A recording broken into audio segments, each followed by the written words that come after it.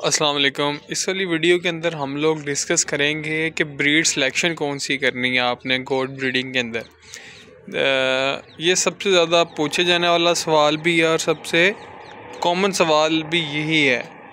तो breed selection जो पाकिस्तान के अंदर है वो आप कोई भी कर सकते हैं सिवाय एक दो ब्रीड्स को छोड़ के, क्योंकि हमारे पाकिस्तान के अंदर अभी तक कोई भी इस तरह की जो गोट डेयरी है या गोट मीट है उस पर कोई काम नहीं हुआ।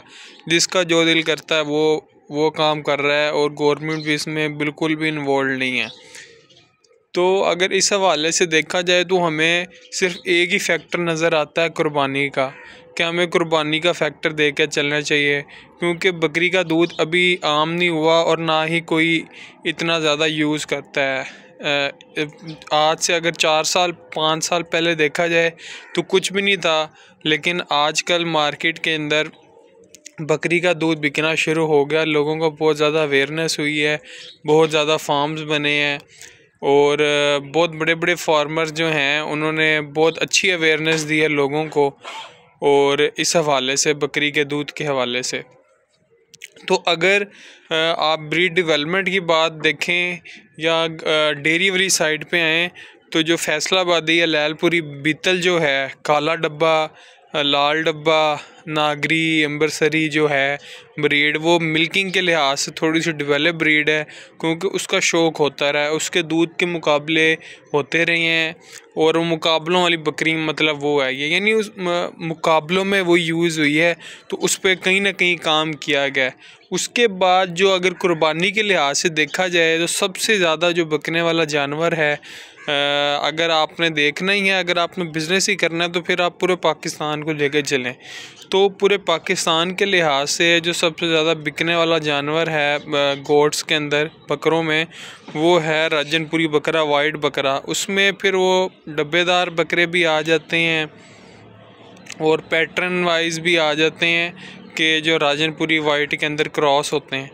तो ये वाले सबसे ज़्यादा बिकने वाली ब्रीड है। सेकंड नंबर पे अगर हम देखे जाएं तो हमें एक सस्टेनेबल ब्रीड चाहिए, क्योंकि जो राजनपुरी ब्रीड है वो सस्टेनेबल नहीं है किसी भी इन्वायरमेंट में। वो सिर्फ राजनपुर और लाहौर और मतलब इस पट्टी के ही जानवर हैं। आप उन्हें किसी दूसरी जगह ला के शिफ्ट करते हैं तो उनको हज़ार बीमारियां हो जाती हैं, पानी का मसला हो जाता है, ख़ुराक का मसला हो जाता है। बहुत ही नाजुक ब्रीड है और वो सिर्फ उस इन्वायरमेंट में ही सर्वाइव कर पाती है।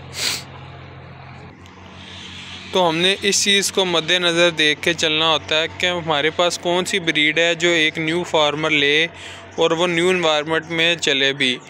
अगर रेट्स की भी बात कीजिए कि कौन से बकरियां सस्ती हैं कौन सी महंगी हैं, तो ये कोई कॉन्सेप्ट नहीं है। जो मर्ज़ी है पाकिस्तान की ब्रीड उठा लें, अगर वो प्योरिटी के अंदर है कि आप वो प्योरिटी के मार्क्स में आती है तो उसकी डिमांड बहुत ज़्यादा होती है।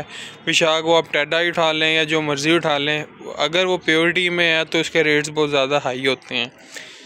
अगर फैक्ट्स एंड फिगर्स को लेके देखा जाए और प्रैक्टिकल एग्जामिनेशन के थ्रू भी देखा जाए, जो मक्खी चीनी ब्रीड है उनके जो बकरे हैं कुर्बानी के ऊपर वो सेकंड नंबर पे सबसे ज़्यादा बिकने वाले हैं तादाद के लिहाज से और ख़ूबसूरती के लिहाज से। ये सबसे ज़्यादा बिकने वाली ब्रीड है मक्खी चीनी जो है। ये हर इन्वायरमेंट को अडॉप्ट भी कर लेती है, ये हर इन्वायरमेंट को अडॉप्ट भी कर लेती है। ये देखें माशाल्लाह से बच्चा आ गया मेरे पास आधी उम्र में ये मेरे। तो ये हर इन्वायरमेंट को अडॉप्ट भी कर लेती है और इस अब ये जो मक्खी चीनी ब्रीड है ये अडॉप्ट भी कर लेती है।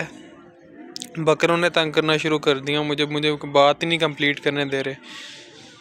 तो ये जो ब्रीड है मक्खी चीनी जो ब्रीड है ये अडॉप्ट भी कर लेती है और हर चीज़ कर लेती है।